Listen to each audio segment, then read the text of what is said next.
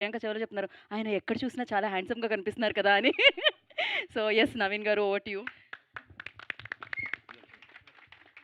బా పాడారండి. నిజంగానే. అందరికీ నమస్కారం.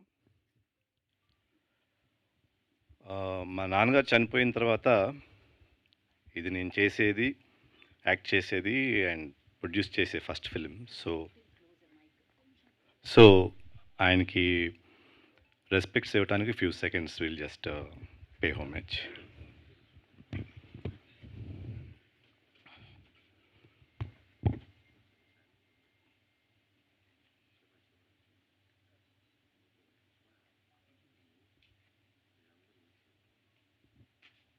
యా.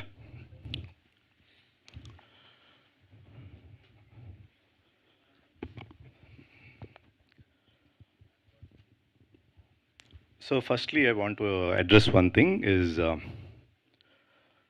చాలామంది ఫ్యాన్స్ చాలా మీడియాస్లో లేకపోతే కలిసినప్పుడు కానీ అసలు వడ్డే నవీన్ గారు ఎక్కడున్నారు, ఇక్కడ ఉన్నారా లేరా అనే ఈ సందేహం అనేది చాలామందికి ఉంది. నేను ఎప్పుడూ హైదరాబాద్లోనే ఉన్నాను. బట్ ఎక్కువ ప్రెస్‌లోకి గానీ అట్లా కనపడలేదు కాబట్టి I was most of the time with family, friends and in my own homely life. So అయినప్పటికీ ప్రతిసారి ఫ్యాన్స్ కానీ, ఆడియన్స్ తెలుగు ఆడియన్స్ కానీ ఎక్కడో ఒకసారి నన్ను గుర్తు చేస్తూనే ఉన్నారు. For that I'm very thankful to them.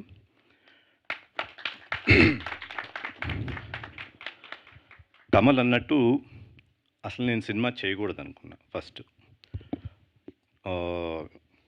గీత గారు అడిగారు బ్రేక్ ఇచ్చారా? తీసుకున్నారా అని కదా! గ్యాప్ వచ్చిందా? ఇచ్చారా? సో 2 ఉన్నాయి.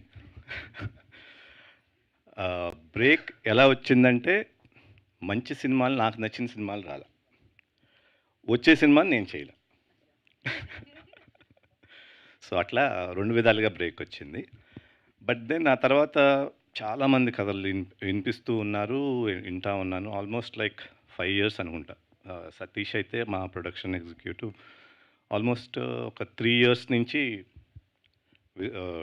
ఎక్స్టెన్సివ్‌గా ఎన్నో నంబర్ ఆఫ్ స్క్రిప్ట్స్ విన్నాను. అన్ని థ్రిల్లర్స్ బాగున్నాయి, బాగోలేదంటలేదు కానీ బట్ నేను అనుకున్న స్టైల్‌లో లేదని నాకు అనిపించింది. Then came Kamal. కమల్ వచ్చినప్పుడు త్రిమూర్తులు క్యారెక్టర్ ఒకటే చెప్పాడు. కథ సూసాయిగా ఉంది కానీ but not in full. Character నచ్చింది. టైటిల్ చెప్పాడు ట్రాన్స్ఫర్ త్రిమూర్తులు. ఈ రెండిటితో ఆల్మోస్ట్ 1 ఇయర్ కూర్చున్నాను, డెవలప్ చేశాము. సో అక్కడి నుంచి డెవలప్ అయ్యే లాస్ట్ మినిట్ వరకు కూడా సినిమా చేస్తానా లేదా అనేది సందేహమే. వస్తే మంచిది చేద్దాం, లేకపోతే ఇట్లా ప్రశాంతంగా ఉందాం అన్నదే ఐడియా. సో ఎప్పుడైతే ఫుల్ఫిల్లింగ్గా కథ వచ్చిందో then we started production and shooting wise very ఫాస్ట్గా అయిపోయింది. పోస్ట్ ప్రొడక్షన్ కూడా బాగా ఫాస్ట్గా అయింది. సో ఈ సినిమాకి హై క్వాలిటీ స్టాండర్డ్స్ ఉంటాయి. కథ పరంగా, కంటెంట్ పరంగా స్ట్రాంగ్గా ఉంటుంది. అఫ్కోర్స్ ఆడియన్స్కి నచ్చాలి, అది వేరే విషయం. దీంట్లో చేసిన ఆర్టిస్టులు కానీ ప్రతి ఒక్కళ్ళు they have really put them cells. Especially my team, Karthik అవనివ్వండి, ఒక కళ్యాణ్ కానీ, భిక్షపతి గారు కానీ అందరూ, మన editor Vijay, all of them have work as a homely team. ఏదో డబ్బుల కోసం చేస్తున్నాం అనుకోకుండా they really worked hard and they put them cells.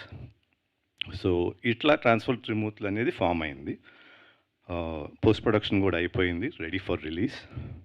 And ఈ అన్నిటికీ ఇప్పుడు ఆడియన్స్ ఎంత అడిగినా ఎప్పటికప్పుడు మీడియా దాన్ని ప్రమోట్ చేస్తూ ఇన్నేళ్లుగా 10 ఏళ్ళుగా నేను కనిపించకపోయినా కూడా ఎక్కడో దగ్గర నా ప్రస్తావన తీసుకొచ్చి ఒక్కొక్క ఆర్టికల్స్ వేసి ఇట్లా చేసినందుకు I would really thank the press for it. And coming to my heroine Rashi, she is an excellent performer. And పర్ఫార్మెన్స్తో పాటు she is a very producer friendly artist. ఎట్లా అంటే టైంకి రావటం, ముందే టైంకి ఉండటం, ప్రిపేర్ అవటం, దానికి సీన్ ఇస్తే she's on the job and she's multi talented. చాలా బిజినెస్లో కూడా చేస్తుంది. Sometimes when I see her it intimidates me, ఏంటి ఈ పిల్ల ఎట్టా చేస్తానని. So all this is an inspiration from her. And that's about Rashi. And ఓవరాల్గా ట్రాన్స్ఫర్ త్రిమూర్తులు స్ట్రాంగ్ కంటెంట్తో మీ ముందుకు వస్తుంది. I hope all of you will like it. And I really thank the audience for keeping me alive for the last 10 years. Thank you. Thank you sir, thank you so much. And of course ఆ రోజుల్లో ఆ సినిమాలన్నిటితో నవీన్ మీ పేరులో